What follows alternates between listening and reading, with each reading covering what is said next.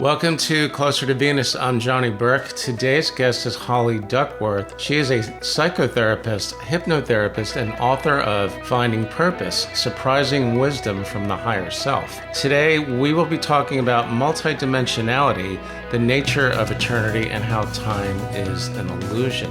Holly, welcome to the show. Thanks, Johnny. My pleasure to be here. You've studied with Dolores Cannon to learn about past life regression. What inspired you to do that? Tragedy. I'd received my PhD in psychology in 2010 and was doing a little bit of Jungian analysis and a whole lot of corporate organizational development and executive coaching and that kind of thing. So I was in the corporate world.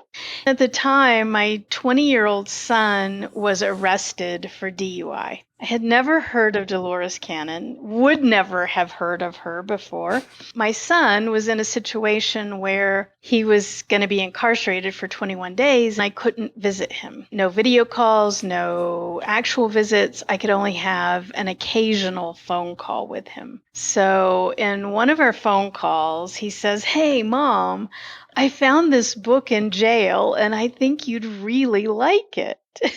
It was Dolores Cannon, Convoluted Universe Book 4. I had no idea who Dolores Cannon was, but I go, after we hang up, Amazon, click, just to have something to converse with my son the next time that we talked. And I get Convoluted Universe Book 4, and I start reading it. And Johnny, I'm like, oh my gosh, everything I've ever believed in my entire life, here it is in print. I've never seen it in print before. Things like God is an energy source, not some dude on a cloud with sandals, right? All kinds of quantum physics things, like time is an illusion. All kinds of things like this were in that book that I had already believed.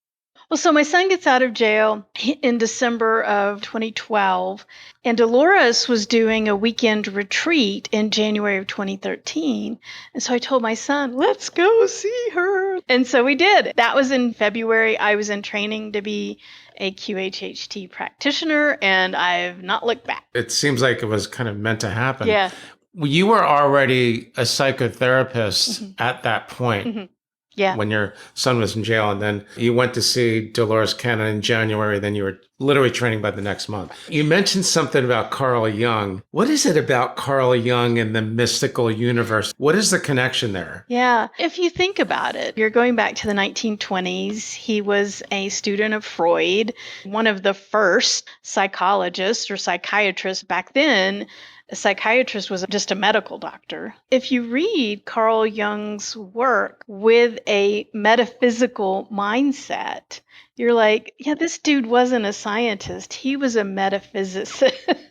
I've read some of his work when I started to learn about near-death experiences. Now that you mention it, makes a lot of sense. In your experience, you've obviously done the training with Dolores Cannon. What have you learned about past lives and reincarnation?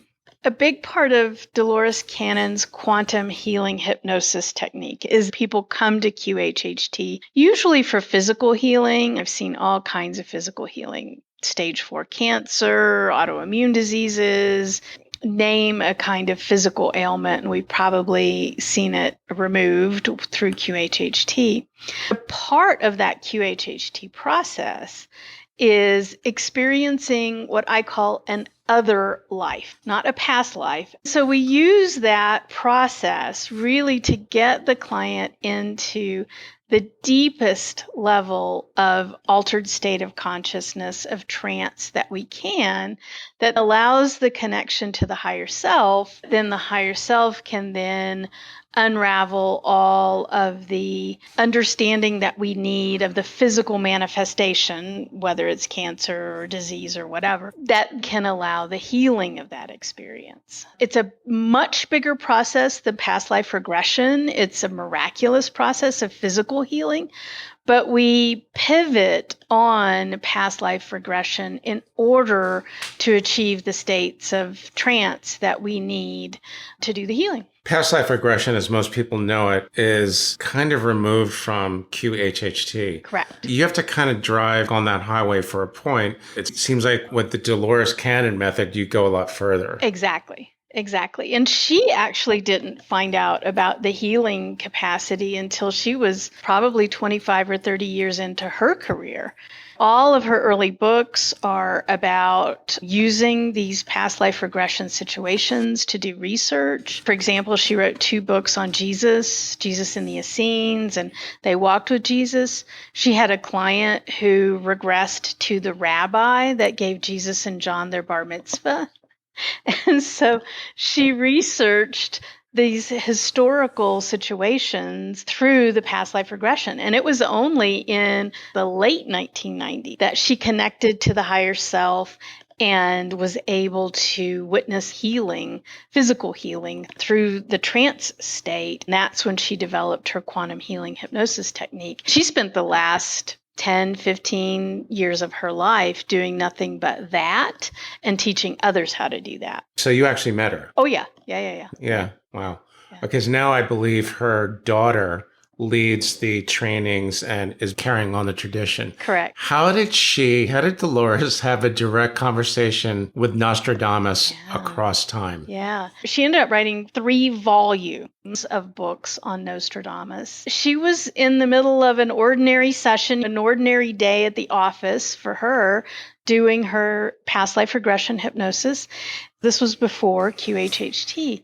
The client that she was regressing, in his past life experience, he was the secretary that was the scribe for Nostradamus. So the scribe is at work in the offices of Nostradamus, and Dolores, in her typical unabashed way, she asked the guy who's the scribe, "Can we talk to him?" You would have to ask. Right. You have to.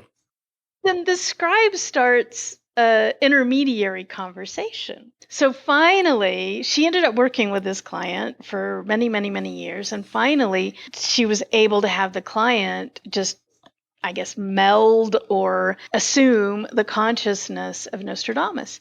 What they would do is when they were in session, she would read a Nostradamus quatrain in modern English as translated from ancient 14th century French. And then Nostradamus, speaking to her through the client in hypnosis, would go, "Well, that's not what I meant. I meant blah, blah, blah." They spent years working together to correct the translations of all of the quatrains. And so that's the 3 volumes of work.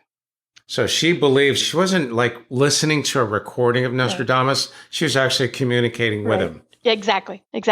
We can probably imagine he was in some sort of trance state because that's what he did and was connecting to her. It would have been the 1980s. And one of the funniest stories out of that book was they're in this conversation, her and Nostradamus directly, yes, in real time. She said something like, well, she had to go to her doctor later and she didn't want to be late for her female doctor. And Nostradamus stopped her and was like, "What are you talking about?" She said, "Yeah, I don't want to be late for her."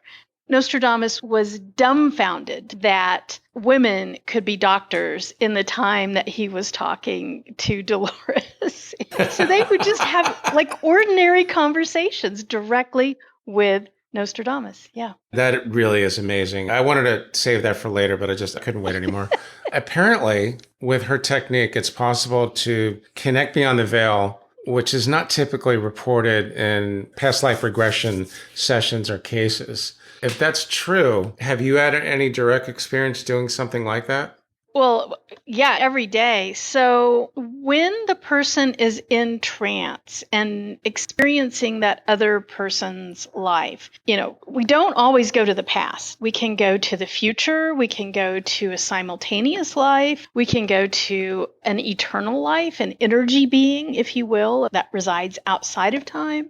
We can go to other planets where the timeline is very different than this timeline, than an Earth-based timeline. So we go all kinds of different places. That person in trance, they begin speaking in the first person. They are embodied in that situation. They see sights, they hear sounds, they can smell smells, they feel the emotions of that person in that other place and time. It is first person. You feel and know everything that that person knows.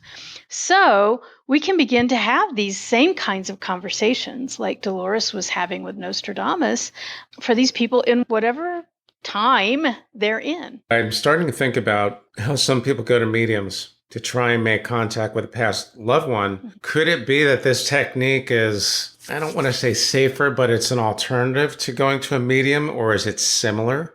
Of course, I'm biased, but I think it's better because it's not going through someone else's filter, right?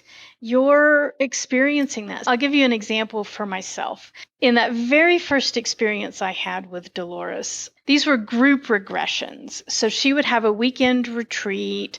There'd be 200 people in a hotel ballroom, and we'd all be going into hypnosis simultaneously. She had different scripts. Sometimes it would be past life, sometimes it would be future life, sometimes it would be meet your spirit guide or get an answer to a question. She had all kinds of different journeys that you could take. This particular one was past life. I came into that life. It was really funny because I'm looking down in my mind's eye. My eyes are closed. I'm having this very intense imaginative experience in this other life as this other woman. And she was a Black woman. I would say probably back in the 19 teens in a large city, maybe St. Louis or Chicago, and I had a little tiny house. I'm standing at the kitchen and I'm cooking bacon. And Johnny, I could smell bacon cooking in that moment. And I had a baby on my hip. I had 2 daughters and I had a son in this little tiny kitchen in my little tiny house in this urban environment, completely unfamiliar to me. I've never lived in a house like that or a city like that. I've always lived kind of out in the country. So experiences that were completely foreign to my conscious mind, and yet here they were. I'm in it first person, smelling the freaking bacon on the stove. That is amazing. And simultaneously, I know that this baby on my hip is the soul of that baby boy on my hip is my husband in this life. Is it just a knowing, like a Yeah. psychic, like a download or something? You just know it. I guess. Of course, I went into all of this Dolores experience totally a skeptic, 100% a skeptic. And this is my first time out of the chute, right? I had never had hypnosis before, never even was interested in it. And here I am having this ridiculously profound experience. Lots of details too. And layers and layers of information. Lots of details. Like one man was talking about, he could see the brushstrokes on the painting. Bob Snow. I think we talked about that. You told me you were skeptical, like most people are when they encounter this type of thing. When you were little, did you have any intuitive type experiences like seeing spirits or none of that, right? No, okay. None whatsoever. My undergraduate degree is in mechanical engineering. I was always the science nerd, the math nerd kid. My dad's an engineer. I have brothers that are engineers. Like the whole family is like left brain analytical engineering people. None whatsoever. I still don't see auras. I can tap into higher self, of course, having been regressed and in hypnosis as much as I have now. But in terms of just general psychic ability, no, absolutely not. It seems like you've experienced all kinds of things, past lives, or should we say other lives, simultaneous lives, which we'll get to in a moment. But what about the in-between lives, in-between incarnation space? Yeah. Have you experienced that? Absolutely. Absolutely. Yeah. A lot of clients go there. I call it the void, the resting place. It's this place where it's not light or dark. It's not black or white. It's not hot or cold. It's not good or bad. There's no body. There's no emotions. And a lot of people will go there in between lives. The best I can tell is that other beings are there. They're not in form. They're energetic. The purpose of that experience is to really heal, release any sort of trauma or emotions or experiences that need to be released from the in-form incarnation. Yeah. Have you seen any or experienced any instances of pre-birth planning? Oh, absolutely. Absolutely. Soul contracts, soul family. Yeah. Most clients will ask, do I have any karma that I need to know of? Any contracts that I need to work on in their session? They want to know that for the remainder Or of their cancel. life. Yeah, exactly. And it is. It's as easy as saying, not going to go there. Before embodied, I might have thought that was going to be easy or even capable of doing it. And no, it's not going to happen. Yeah. It's like an athlete asking for a trade. Yeah. Yeah. Yeah. Yeah. The other thing is that almost always we've incarnated with our soul family, with other people that have agreements to play the various roles. Everybody says that. Yeah. It's amazing. Yeah. It almost seems like too good to be true, but everybody that I know that has had experiences of that place says the same thing, that it was like casting a stage play. Yeah. We're just playing roles. Yeah. One of the most really challenging stories that I've run across is one of my clients. She had a very, very common question. What is my life lesson, right? What am I here to learn? And then, of course, what is my life purpose? That's the whole point of the book, right? Her question, what is my life lesson? And she was at the end of her life. She had a recurrence of brain cancer. She was in her mid-70s. It was now or never, right? In terms of what is my life lesson? The higher self said her life lesson was forgiveness. Well, what we find out is that her father had been one of the most unimaginable abusers to all of his kids, including her. Think of a kind of abuse. Yes, that's what she received at the hands of her father. And he was actually an ascended master. He was like an elder of the soul family. But he came down here to play a role, the elder. To be an abuser so that she could learn forgiveness. Wow. Is it true that we don't get judged when we go there? Someone communicates or some energy communicates as if to ask, how do you think you did? Exactly. Exactly. The whole soul family will get together, everybody who played a part, and go, well, did you get what you wanted? And then you get to say, well, yeah, but I missed this one piece of forgiveness. I think I'll do this again, but the next time I want to learn forgiveness in this other way or whatever. Yeah. Do you ever hear silly things like, well, yeah, I never got the record contract. I never got the supermodel girlfriend, No. or stupid things? No. All right, that's good. No. I had to ask. Yeah, in terms of life purpose, that's one of the things I've learned. They do not care what you do. They do care how you be. Your state of being is what's important, not what you do. So in other words, they don't care what you do. So if you're a horrible person and lie, cheat, steal, murder, whatever, they don't care about that? Nope. They do not. As long as you got what you needed.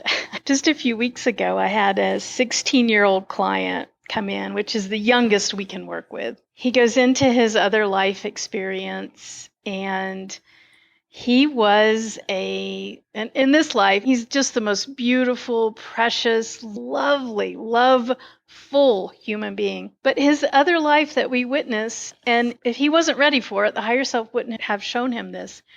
He was like a 1930s, like Al Capone level gangster. And his job in that other life was to kill people, to murder people. He was a hitman. Did he say who he was? No, we didn't go into names. No. You didn't go into that. But here he is in his next, presumably, if we want to follow timelines, his next incarnation as this beautiful, loveful person. It seems to be in contrast with some other things or principles that we all hear about karma. Let's take this person, for example. He was a hitman in Chicago in 1930, whatever. He's killed a bunch of people. Doesn't he have to work that karma off, or not necessarily? Not necessarily. It depends on who he killed and what their prior agreement was and what was the point of that entire experience. So it depends on his role. Exactly. If his role was to do that. Exactly. But what about the people that have near-death experiences and it's really scary, and we find out later on that experience is attributed to they were not very nice people in their life? I've never run into anything like that. One of Dolores's process, we very intentionally in QHHT take someone through the death process. In that other life, she thought that it was very therapeutic for people. Now remember, you're witnessing this life firsthand. You're smelling the bacon. And now you go through, as that other person, the death process. You know firsthand then what the death process is like. And her point was it alleviates like ridiculous amounts of fear because we see how easy the death process is. Her famous quote is, and I see this in almost every case, it's just like getting up from one chair and sitting down in the next. It's that easy. You can imagine in these past life scenarios, all of the hideous ways human beings have died, right? On the battlefield, burned at the stake, beheaded. There's really, really bad things that humans do to each other in terms of the way we die. I haven't witnessed a case yet where the soul wasn't already departed when the body felt the pain. So like on a battlefield or being beheaded or whatever. I'm on the verge of concluding that our soul leaves before all of that physical trauma needs to happen.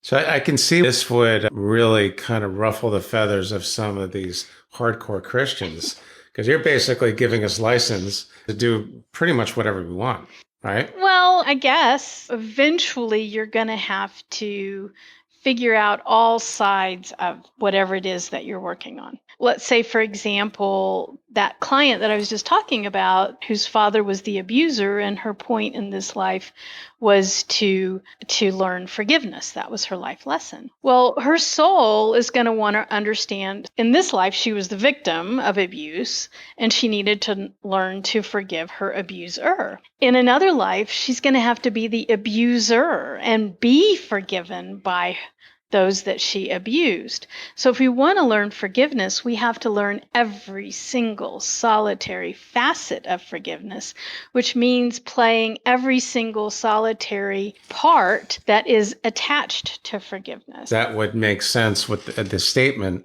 which again is in the book. We have to have all experiences. Yeah. We need to have all experiences. Yeah. We have all been the victim. We've all been the villain. We've all been the savior. We've all been the bystander. We have all been everything. So then this idea, this self-righteous, holier than thou idea, well, I'm a good person. Sorry, we've all been it all. What is an example of a client that experienced future and simultaneous lives in hypnosis? Can you give us an example of that? Yeah. Just a few weeks ago, I had a client. It was current timeline. It was modern times because she's describing the cars and the buildings and the people and what they're wearing. If it wasn't the exact same timeline, it was very similar. And she's experiencing this other life. The client was a woman in this life. And that other life, she was a man and having some sort of experience as an executive. So we've gone through this other life scenario, this simultaneous life as some executive. I think he was in Australia. He's this really powerful CEO type. If it's current timeline, we do not take that person through the death process because they might not yet be dead. The first question we always ask the higher self is, why'd you show her that? Why'd you take her to that life? In this case, she had some prejudices. Her husband was a high-powered executive, like the man that she embodied in this other life. And then she was able to kind of unravel some of the friction and prejudices that she had about her husband through that firsthand witnessing of that other man in the current timeline. When we go to the future, we've been to the future on Earth. We can go to the future in other places, other planets. Sometimes in other planets, we don't know if it's the past, the present, or the future, or outside of time. Outside of time. Okay, that's probably a whole nother episode. What does the future, in whatever instance that your client was in, what does the future of Earth actually look like? I would say that current life seems to be the most complicated that it's going to be. So when we start looking in the future, things seem to be so much simpler. For example, I've had clients go to the future and it's kind of described as like the Pueblo Native Americans, smaller apartment-like structures attached to each other, but they're only 2 or 3 stories tall. And then you go inside the structure and there isn't like furniture because all the furniture is kind of built in like organically into the walls and such. And a very small community kind of driven thing. I've never had anyone experience flying cars. You got to go back 10,000 years in the past to find that, right? Speaking of which, as we know, time theoretically does not exist. Have you had any experiences with the clients going back to like ancient civilizations where there was like an advanced society? Can you give us an example of that? Yeah, in fact, I was just doing some video editing today, hoping to share a session. I need to get the client's permission to share all of the recording and everything. But ancient Egypt, of course. Lots of clients go back to ancient Egypt. They were very much integrated with other planet people that would come and help and show them technology and do things with them. This particular client, she went back and they would have these, in ancient Egypt, they would have these, and I don't know why, but they were all young men, and they were trained to allow ET beings, consciousness, to be housed in their body.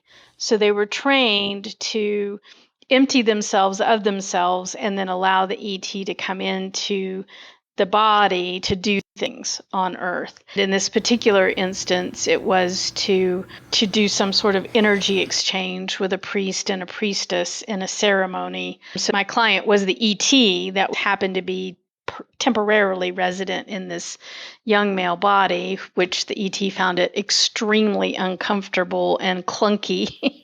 And then they went into ceremony with this priest and priestess.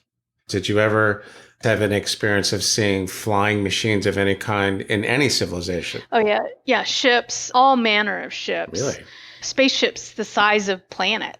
Massive, massive spaceships, all the way down to little tiny, like one-person spaceships, where you can see through, like the entire ship is transparent, spaceships with control panels. So the obvious question for someone who's listening to this is probably going to be, that sounds really cool, but how do you know, how does your client know that it's not just his imagination? Yeah. In the QHHT process, we don't care. That's not the point. I'm a past life regressionist that doesn't believe in past lives. So maybe it is the imagination cooking up. I don't know. Dolores did a little bit of digging, literal archaeological record digging when she was doing her Jesus books to corroborate some of the data. If time doesn't exist, all lives are now.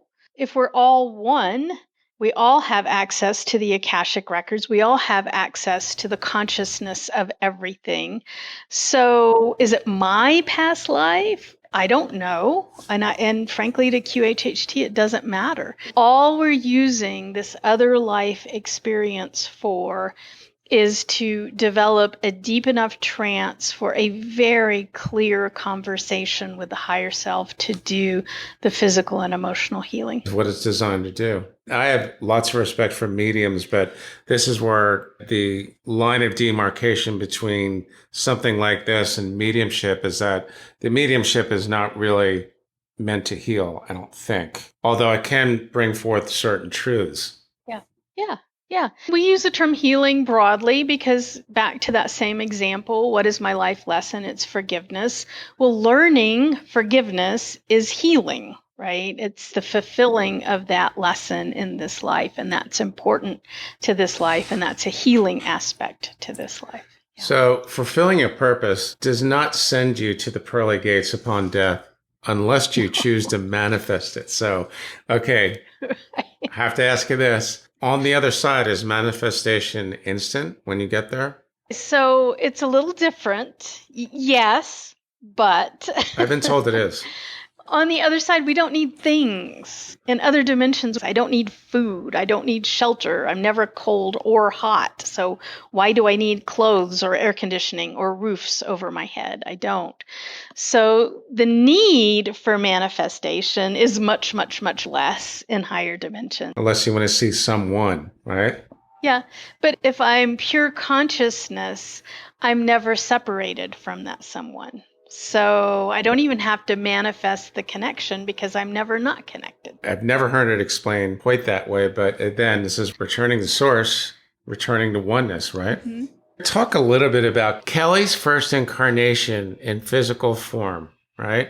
This was her first incarnation because her soul had always had formless experiences. Apparently, she incarnated here as part of waves of volunteers. And Dolores wrote about in her book, The 3 Waves of Volunteers.